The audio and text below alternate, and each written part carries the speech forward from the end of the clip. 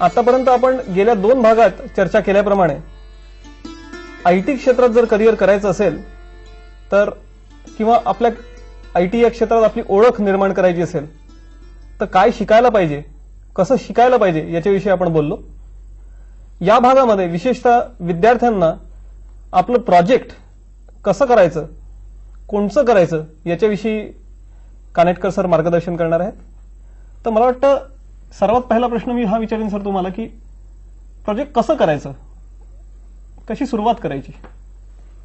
सुरुवातही करण्यापेक्षा त्याच्या अगोदरही मी असं म्हणेन की प्रोजेक्टचं महत्त्व आपण समजून घ्यायला पाहिजे.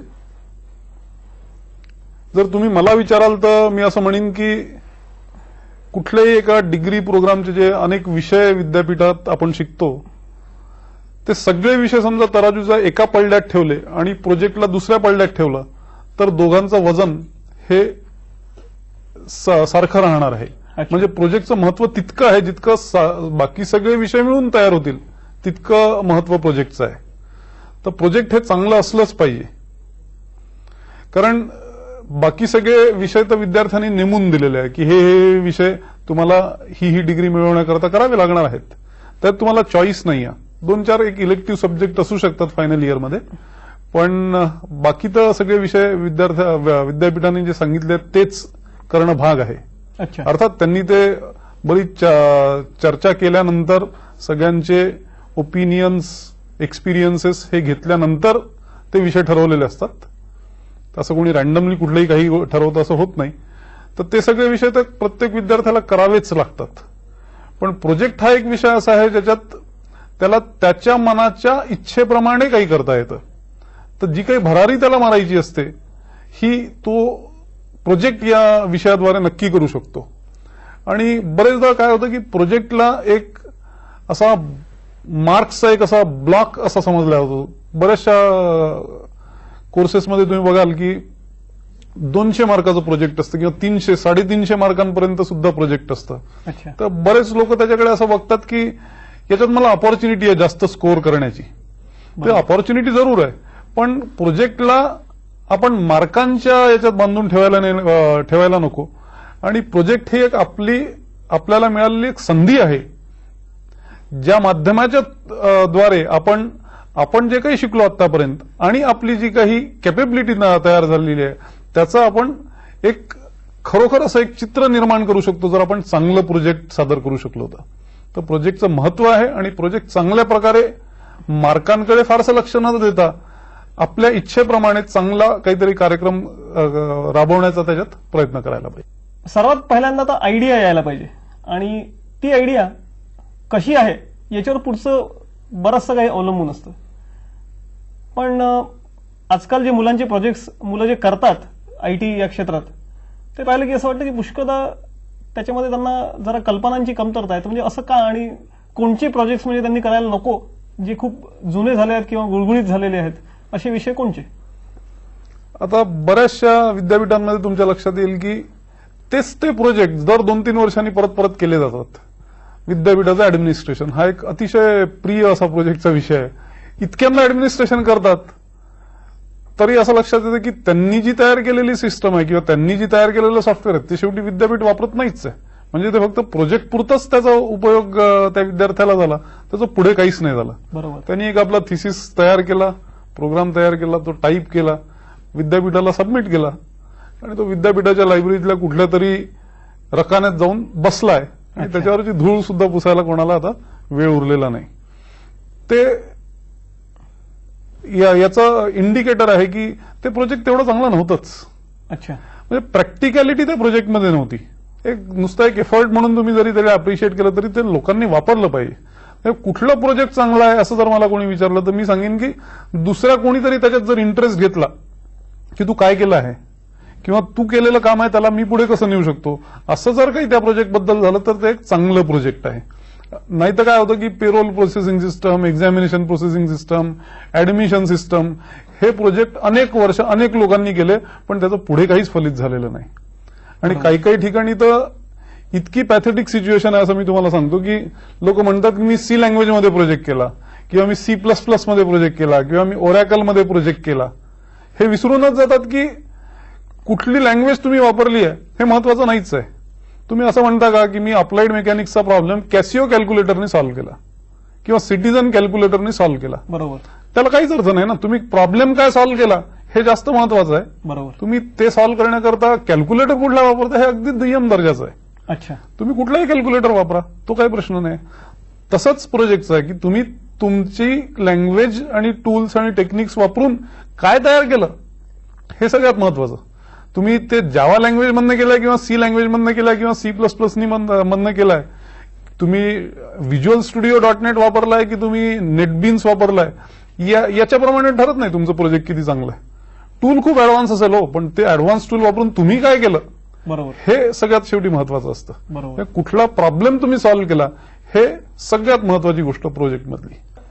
प्रॉब्लेम जरी काही तोच असला तरी पुष्कळदा तो सॉल्व्ह करायची पद्धत वेगळी असू शकते. जसं पुष्कळदा असं लक्षात येतं की मुलं जेव्हा प्रोजेक्ट करतात, समजा विद्यापीठासाठी प्रोजेक्ट करत असतील, तर असं लक्षात येतं की मुळात त्यांचं प्रोजेक्ट विद्यापीठात वापरलं गेलं नाही. याचं कारण हेच की ते घरी बसून केलं, त्यांनी विद्यापीठातल्या लोकांशी बोलले सुद्धा नाही की त्यांचे प्रश्न काय आहेत.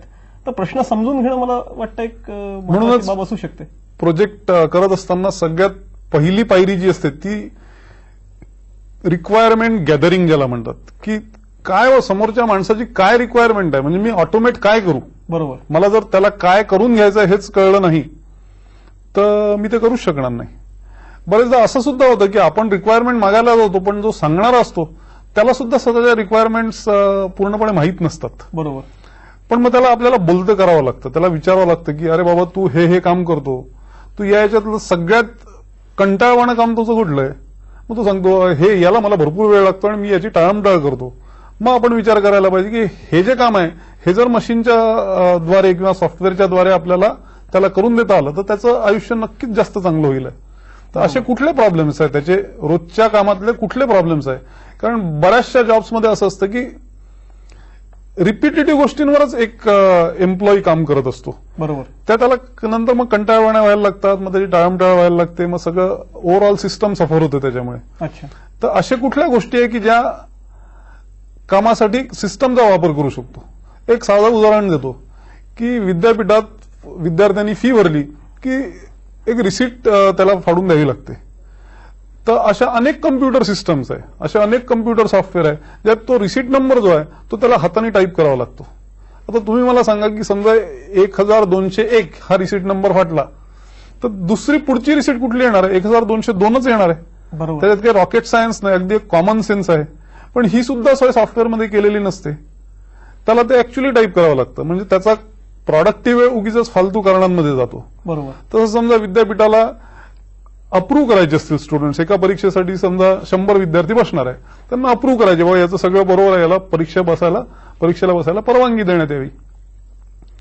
तर त्याचं काय करावं लागतं की असे चेक बॉक्सेस असतात. हा चेकबॉक्स, हा चेकबॉक्स, हा चेकबॉक्स, हा चेकबॉक्स, असा आपला तो जो रजिस्ट्रेशन मधला जो माणूस असतो त्याला करायचं असतं, त्याला 100 विद्यार्थ्यांकरता 100 वेळा क्लिक करावं लागतं. बरोबर. पण एक साधी गोष्ट सुद्धा नसते की सिलेक्ट ऑल.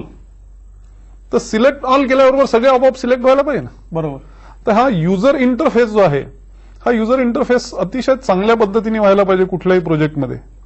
तुम्हाला अजून एक उदाहरण देतो. बरोबर. की युजर इंटरफेस कसा निग्लेक्ट होतो. अच्छा. आणि त्याचं महत्व किती आहे.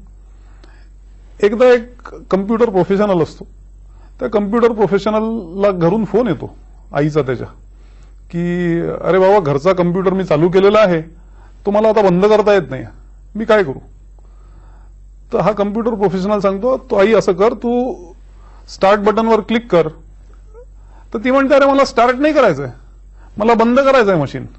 तर तो सांगतो अरे बंद करायला स्टार्टवर क्लिक करावं लागतं.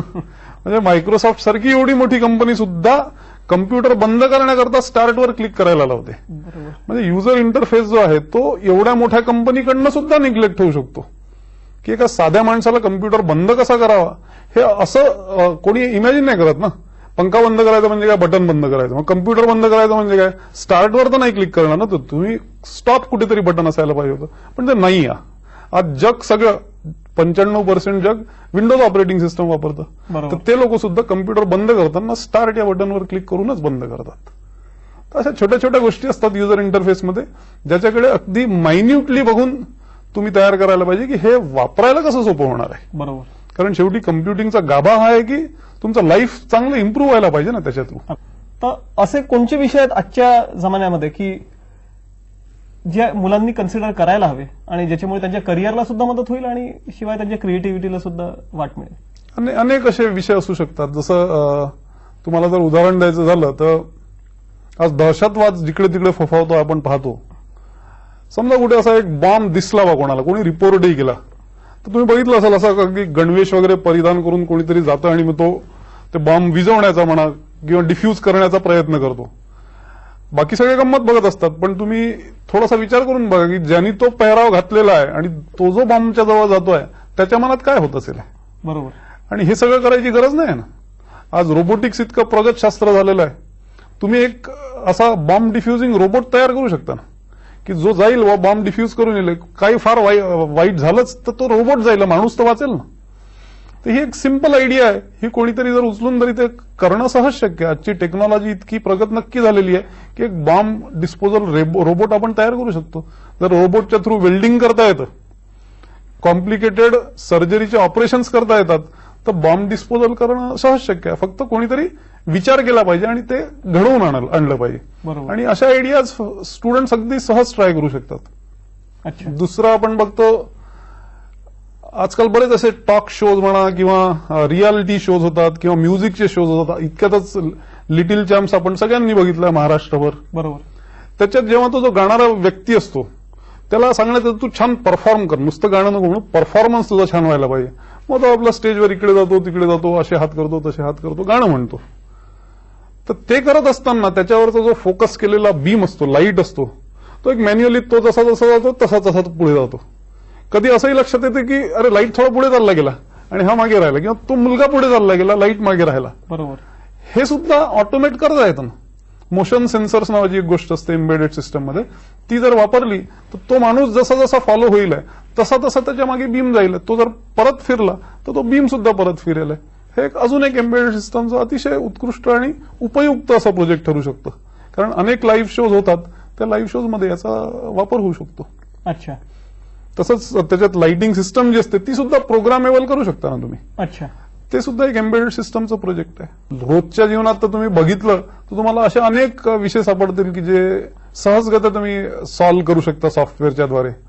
जसं आपल्या इथे आपण कुठल्याही हायवेला जातो, टोल द्यायला थांबतो, तर त्या टोल द्यायला थांबताना तुमच्या लक्षात येईल की मागच्याला समोर जायचं असतं. त्याची अगदी चढावड असते की माझा पहिला कसा नंबर लागेल. ती चढावड तुम्हाला कम्प्लिटली अवॉइड करायची असेल तर तिथे थांबायची तुम्हाला गरजच नको पडायला ना. टोल कलेक्ट करण्याकरता थांबायची गरजच नको पडायला. त्याच्यासाठी काय करू शकतो की एक त्याच्यावर एक अशी सिस्टम लावू शकता, एम्बेडेड सिस्टम. त्याच्या खालनं कार गेली की त्या कारच्या नंबर प्लेटचा फोटो निघेलाय आणि आतमध्ये एक डिव्हाइस द्यायचं. त्या डिव्हाइसमध्ये जसं आपले टॉपअप कार्ड्स असतात ना मोबाईलचे वगैरे, तसं एक टॉपअप करून ठेवायचं. त्या खालनं एकदा गेली की तेवढे मायनस होणार त्याच्यातनं. अशा सिस्टम्स जगभर, जसं सिंगापूरला गेले तुम्ही तर तुम्हाला या सिस्टम्स अगदी सर्रास सापडतात. आणि या डिझाईन करायला तसं काही फारसं नॉलेज लागत नाही. तुम्हाला सी प्रोग्रामिंग माहीत असलं, थोडं फार एम्बेडेड सिस्टम्स माहीत असलं, तुम्ही असा प्रोजेक्ट सहज करू शकता. एक्सपेरिमेंटल बेसिसवर चालू तर करूच शकता. बरोबर. होऊ शकतं तुमच्या नंतरचा येणारा जो विद्यार्थी आहे तो याला अजून पुढे नेला, जास्त मार्केटेबल करेल, जास्त छोटं करेल, जास्त मिनिएचरायझेशन करेल आणि ती आयडिया पुढे नेईल. पण ही सुरुवात कोणीतरी जरूर करू शकतो. अगदी बरोबर. प्रोजेक्ट ही गोष्ट असते जनरली लोक एकत्र मिळून करतात. ही एकट्याने करायची गोष्टच नाहीये, कारण पुष्कळदा त्याच्यात अडथळे येतात.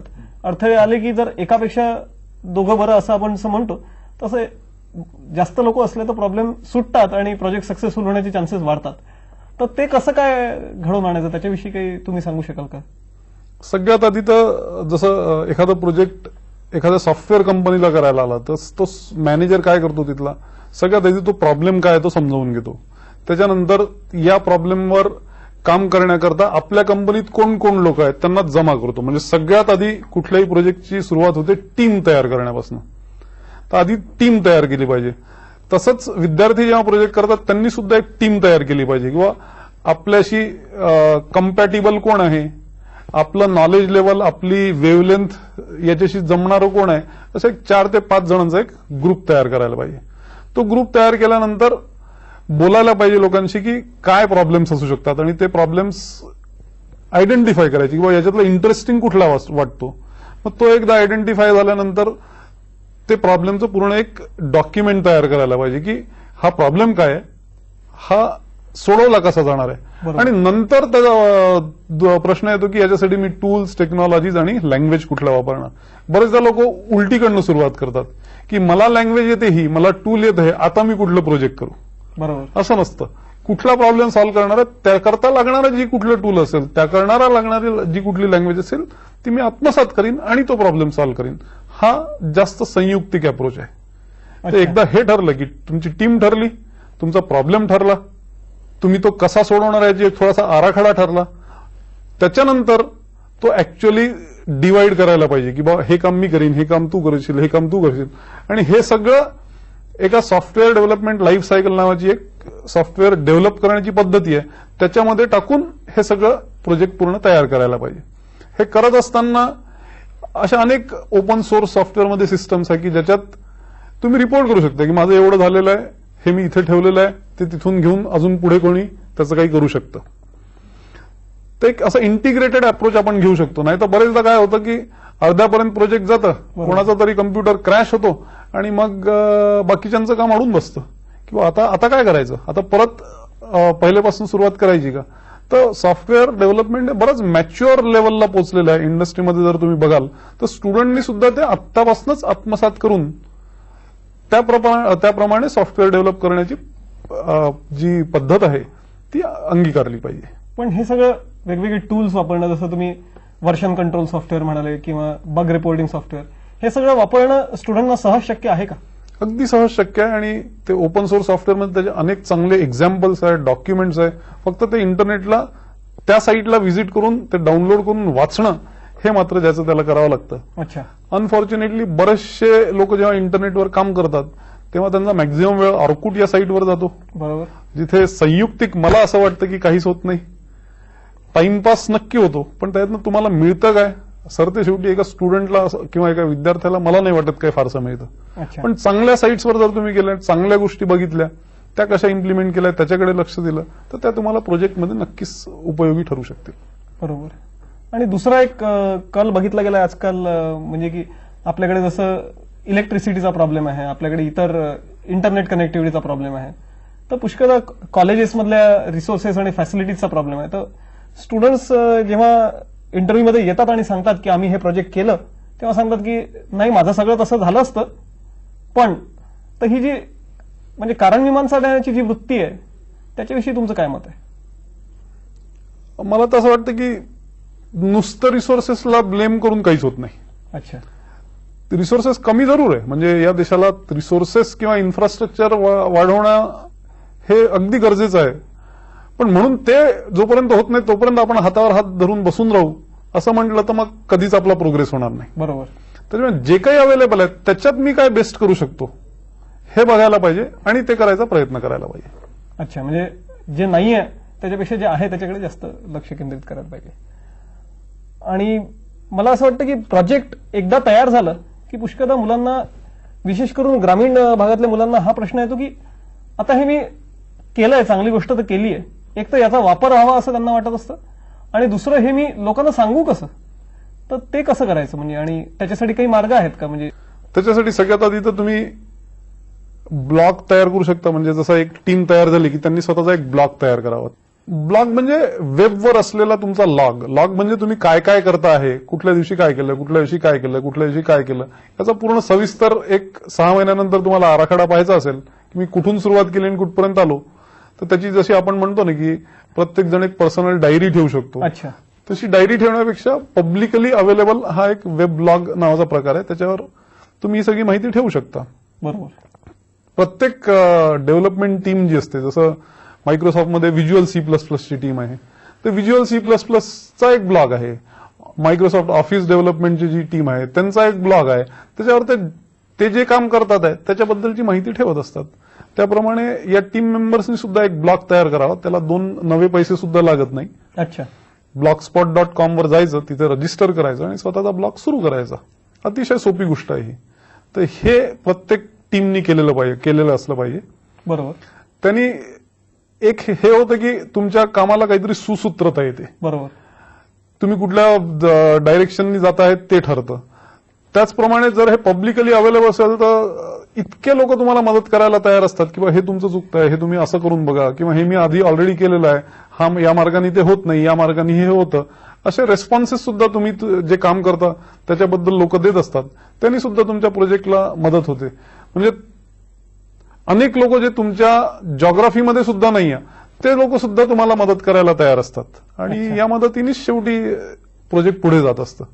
तर याचा वापर नक्की करावा असं मला वाटतं. अच्छा, मला आणखी एक विचारायचं होतं की आजकाल हे वेगवेगळ्या कॉलेजेसमध्ये म्हणजे इंटरनॅशनल किंवा नॅशनल लेवलवर पेपर प्रेझेंटेशन किंवा इतर प्रकारच्या कॉम्पिटिशन्स होत असतात, तर प्रोजेक्टमध्ये त्याचा काही उपयोग होऊ शकतो का?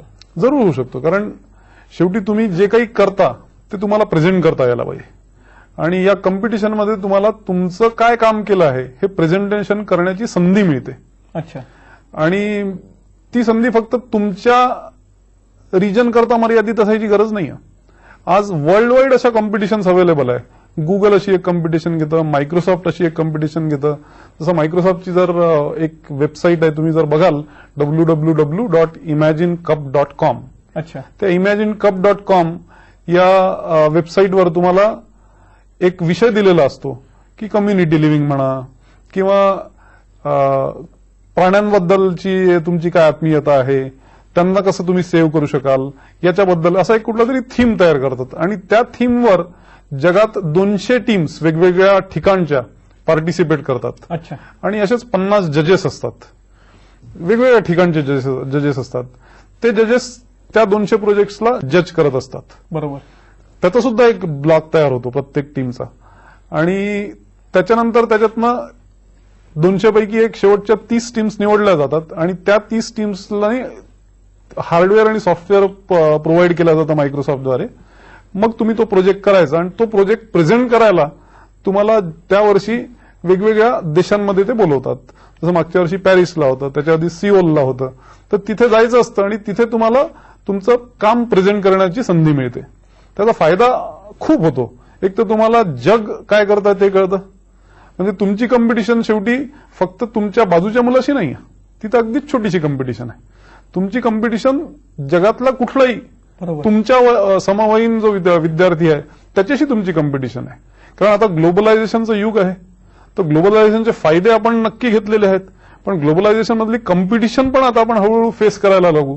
त्याच्यामुळे फक्त तुम्ही तुमच्या कॉलेजमध्ये चांगले असून चालत नाही, तुमच्यासारख्या अनेक कॉलेजेसमध्ये तुम्ही कुठे आहात, म्हणजे तुमची स्केल काय झाली, तुमची स्केल ही ग्लोबल झाली. बरोबर. त्याच्यामुळे तुम्हाला ब्राझीलच्या इंजिनियरशी कम्पीट करायचंय, तुम्हाला सौदी अरेबियातल्या इंजिनियरशी कम्पीट करायचंय, तुम्हाला दुबईतल्या इंजिनियरशी कम्पीट करायचंय, जपानच्या इंजिनियरशी कम्पीट करायचंय.